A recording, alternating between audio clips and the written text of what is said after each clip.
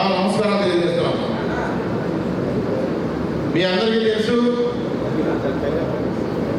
June 12 నాటికి ఆంధ్రప్రదేశ్ ప్రభుత్వం నారా చంద్రబాబు నాయుడు నాయకత్వంలో ఎన్డీఏ ప్రభుత్వం ఏర్పడి 2 సంవత్సరాలు పూర్తయింది.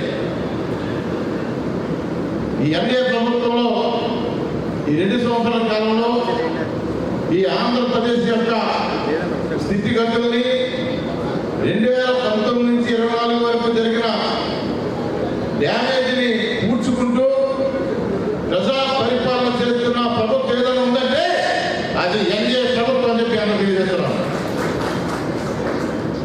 నరేంద్ర మోడీ గారి సహకారంతో నారా చంద్రబాబు నాయుడు గారు, పవన్ కళ్యాణ్ గారు, నారా లోకేష్ బాబు గారి ఆధ్వర్యంలో ఈ ఆంధ్రప్రదేశ్లో సంక్షేమాన్ని, అభివృద్ధిని ఒకే చాటన తీసుకెళ్తున్న ఏకైక ప్రభుత్వం ప్రజా ప్రభుత్వం ఎన్డీఏ ప్రభుత్వం చెప్పి తెలియజేస్తున్నాం.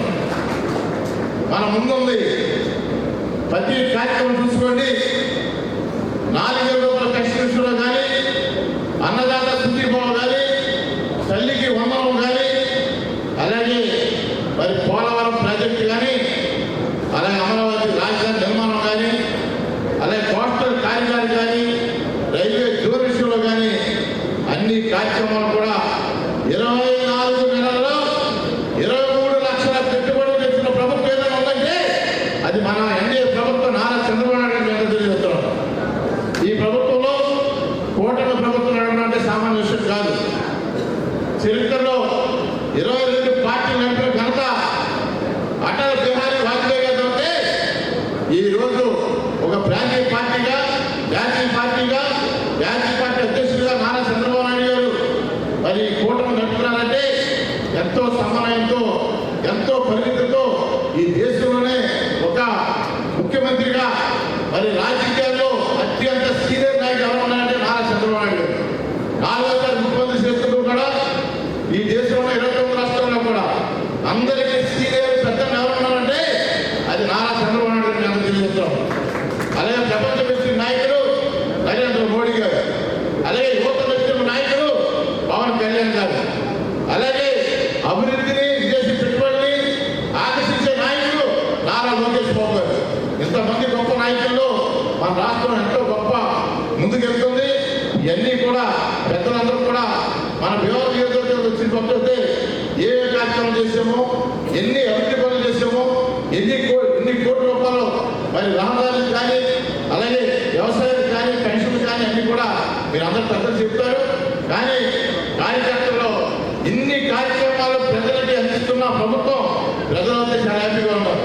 ఎందుకున్నారంటే 2024 ముందర ఏ రోజు ఏ పోలీసులు వస్తారో, ఏ రౌడీలు వస్తారో, ఏ దొంగలు వస్తారో అన్న భయంతో పడిన ప్రజలు ఇలా స్వతంత్రం వచ్చింది 2 సంవత్సరాల నుంచి. ఆ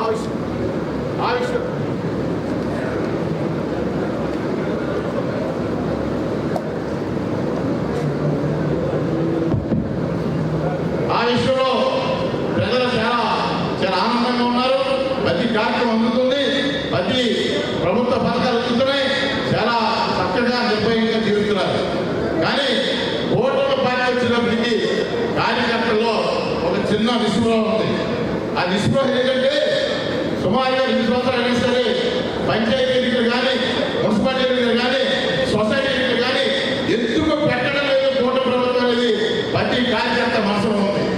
అది తీర్చిన రోజునే మన కూటమికి, మన కార్యకర్తలకి, కూటమి కార్యకర్తలకి న్యాయం చేసుకోవాలని చెప్పి సందర్భం తెలియజేస్తున్నాం. ఈ కార్యక్రమాన్ని కూడా మొన్నే మరి ఎన్డీఏ మీటింగ్ జరిగింది.